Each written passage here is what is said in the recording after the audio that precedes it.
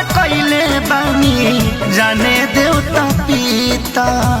जी हाँ दोस्तों, ये देखिए सोमिया पोखरेल ने खेसारी लाल यादव के आद में बनाया है बवाल रील्स, लेकिन अब फ़ायदा नहीं है क्योंकि अब बहुत ज़्यादा लेट हो चुका है।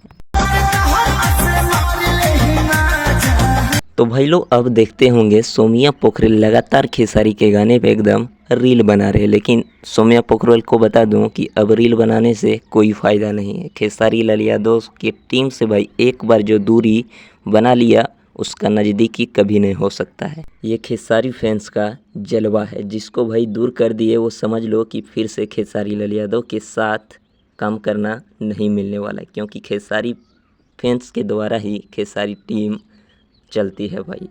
तो आप लोगों को ये वीडियो कैसा लगा कमेंट बॉक्स में कमेंट कीजिएगा। फिलहाल आप लोग क्या चाहते हैं, खेसारी लाल यादव और सोमिया पोखरेल का गाना आना चाहिए या कि नहीं? मिलते हैं फिर नेक्स्ट वीडियो में। वीडियो फेसबुक पर देख रहे हो तो भाई शेयर कीजिए।